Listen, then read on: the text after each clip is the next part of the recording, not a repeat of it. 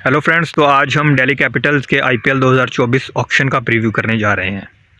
तो अगर दिल्ली कैपिटल्स की रिलीज्ड प्लेयर्स की लिस्ट थी उसकी बात की जाए 2024 के आईपीएल ऑक्शन से पहले, तो उसमें हमें कुछ नाम देखने को मिले। जहां पर अगर बैटिंग में हम बात करें तो वहां पर ओवरसीज़ 3 बैटर्स को उन्होंने रिलीज़ किया: Rohman Powell, Rilee Rossouw and Phil Salt. In 3 batters को रिलीज़ करके ठीक ठाक पर्स अमाउंट आपके पास बच चुका था। और बॉलिंग में भी हमने कुछ रिलीज प्लेयर्स को देखा, जहां पर कमलेश नागरकोटी थे, मुस्तफिजुर रहमान एंड देन चेतन सकरिया। तो दिल्ली कैपिटल्स चीज़ों को रीसेटल करना चाह रहा था, चाहे वो बैटिंग हो, मिडिल ऑर्डर, या फिर बॉलिंग भी हो। तो अगर आईपीएल ऑक्शन में जो शॉपिंग की उन्होंने, उसकी अगर बात की जाए तो उसमें मैं समझता हूँ कि डिसेंट शॉपिंग की है इस बार आईपीएल में दिल्ली कैपिटल्स ने। चाहे वो जाहिर रिचर्डसन का पिक हो इन बॉलिंग, और मिडिल ऑर्डर में बैटिंग में हैरी ब्रूक का पिक हो। ये मुझे लगता है कि बहुत बहुत समझदारी से रिकी पॉन्टिंग ने जो परचेजिंग की है इस बार आईपीएल ऑक्शन में, तो ये एक मुझे लगता है कि स्ट्रॉन्ग पॉइंट रहेगा उनके लिए। एंड उनके लिए जो एक प्लस पॉइंट रहने वाला है इस साल आईपीएल में, वो है ऋषभ पंत का रिटर्न। क्योंकि ऋषभ पंत का रिटर्न है जो, वो आपकी टीम को एकदम से जो है स्टेबल और बैलेंस कर देगा। क्योंकि पिछली बार ऋषभ पंत को बैडली मिस किया दिल्ली कैपिटल्स ने। They were at the bottom of the tables, पहले 8-9 मैचेस वो स्ट्रेट अवे हार चुके थे। लेकिन इस साल वो हमें दोबारा दिल्ली कैपिटल्स की जर्सी में हमें देखने को मिलेंगे, and hopefully he will lead Delhi Capitals again. तो अगर हम इस टीम की स्ट्रेटजी की बात करें जो रहने वाली है, तो वो अगर कॉम्बिनेशन की बात करें हम स्पेशली, तो कॉम्बिनेशन में मुझे लगता है कि जो थोड़ी सी वहाँ पर जो परेशानी का सामना करना पड़ सकता है दिल्ली को, वो है उनका जो मिडिल ऑर्डर है, इंडियन बैटिंग मिडिल ऑर्डर।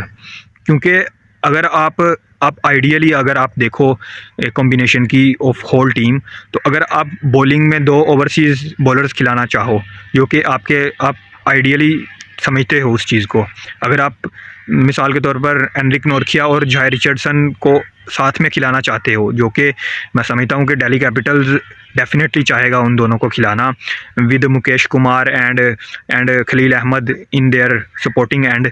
तो अगर नोरकिया और जाय रिचर्डसन हमें इकट्ठा एक साथ देखने को मिलते हैं, तो हमें बैटिंग में फिर जो है वो मिडिल ऑर्डर थोड़ा सा स्लिम हो जाता है वो। क्योंकि हमें बैटिंग में फिर हैरी ब्रूक, डेविड वार्नर और मिचेल मार्श में से 2 ही हमें देखने को मिलेंगे। तो इनमें से आप किसी को भी अगर बाहर बिठाते हो, तो वो आपका, इसका मतलब है कि आपको इंडियन जो एक बैटर है वो एक मज़ीद खिलाना पड़ेगा, जिसकी वजह से जो मिडिल ऑर्डर है वो थोड़ा सा कॉम्पैक्ट हो जाता है, इंडियन मिडिल ऑर्डर। क्योंकि ऋषभ पंत के अलावा कोई भी एक्सपीरियंस मिडिल ऑर्डर आपके पास नहीं है इस बार। मनीष पांडे थे पिछली बार, लेकिन आपने उनको इस बार रिलीज़ किया, लेकिन इस बार आपने उनको रिलीज़ कर दिया। तो इसके साथ साथ आपके पास जो यशधुल ज़रूर हैं आपके पास, इनएक्सपीरियंस्ड इंडियन बैटर, लेकिन आप कभी भी उन पर जो है वो बहुत ज़्यादा ट्रस्ट नहीं करोगे और उन पर बहुत ज़्यादा जिम्मेदारी नहीं डाल सकते। तो ये मुझे लगता है कि वीक पॉइंट है उनकी तरफ से।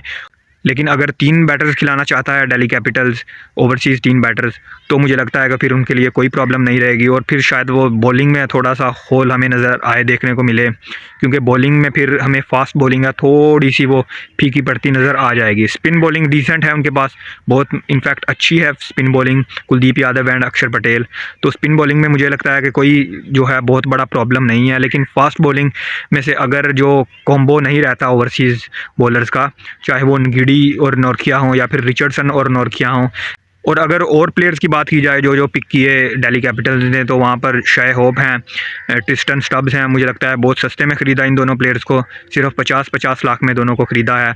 और मैं समझता हूँ कि वो बेहतरीन बैकअप हैं। ट्रिस्टन स्टब्स की अगर चाहे आप बात कर लो, वो हैरी ब्रूक का एक बैकअप रहेंगे। एंड शे होप हैं जो वो टॉप ऑर्डर में वार्नर और मिच मार्श का बैकअप रहेंगे। मिच मार्श जो हैं उनके साथ जो उनको रिटेन करना एक इंटरेस्टिंग कहानी रही है दिल्ली कैपिटल्स का, क्योंकि उनकी भी बिलो एवरेज उनकी डिसअपॉइंटिंग परफॉर्मेंस थी पिछले आईपीएल में। बट जिस तरह से वर्ल्ड कप में वो परफॉर्म कर रहे थे, तो इसलिए मुझे लगता है कि शायद दिल्ली ने उनको रिटेन किया और उन पर जो है भरोसा जिताया। एंड वार्नर ने भी अच्छी परफॉर्मेंस दी, पिछले आईपीएल में भी अच्छी परफॉर्मेंस थी उनकी, और जो रिसेंट वर्ल्ड कप में परफॉर्मेंस थी वो भी ठीक ठाक थी, तो इसलिए उनको भी रिटेन किया है। तो ओवरऑल अगर बात की जाए दिल्ली कैपिटल्स की, तो डिसेंट टीम नज़र आ रही है। और जो पिछली बार की जो परफॉर्मेंस थी उसको मुझे लगता है कि वो नहीं दोहराना चाहेगी दिल्ली कैपिटल्स की टीम, और टीम भी ठीक ठाक नज़र आ रही है। तो अगर बैटिंग की बात की जाए एक टीम कॉम्बिनेशन की, तो अगर शुरुआत से हम बात करें तो David Warner and Prithvi Shaw no doubt ये दोनों ओपनर्स आपके रहने वाले हैं। तो अगर आप 3 पर अगर आप चाहते हैं कि हम जो हैं एक कम ओवरसीज़ बैटर खिलाएं, तो 3 पर आपको एक जो है होल आपको नज़र आएगा। 4 पर ऋषभ पंत हो गए, 5 पर हैरी ब्रूक एंड 6 पर चलिए आप ललित यादव को कर लो। तो 3 पर है जो वो एक इंडियन बैटर आपको ऑब्वियसली खिलाना पड़ेगा। 7 पर अक्षर पटेल हैं आपके पास, फिर 8 पर जो है आपके पास जाहिर रिचर्डसन आते हैं, देन एट 9 जाहिर रिचर्डसन, और 2 जो बॉलर्स बचते हैं आपके पास इंडियन, वो आपके पास होंगे कुलदीप यादव एंड मुकेश कुमार। आप जो है इम्पैक्ट प्लेयर की सूरत में खलील अहमद को खिला सकते हो, और क्योंकि आप ओवरसीज़ प्लेयर कोई भी नहीं खिला सकते इम्पैक्ट प्लेयर, तो आपको इंडियन ही खिलाना पड़ेगा। तो वही मैं जो बात कर रहा था, अगर आप मार्च को 3 पर नहीं खिलाते तो आपको जो है वो एक इंडियन बैटर खिलाना पड़ेगा, चाहे वो यश धुल हों या कोई और बैटर हों। तो आपको जो नंबर 3 का जो है केओस थोड़ा सा देखने को मिल सकता है if you want to play 2 overseas bowlers. तो ये था दिल्ली कैपिटल्स के आईपीएल 2024 के ऑक्शन का प्रीव्यू, और टीम है जो ठीक ठाक बैलेंस्ड टीम नज़र आ रही है।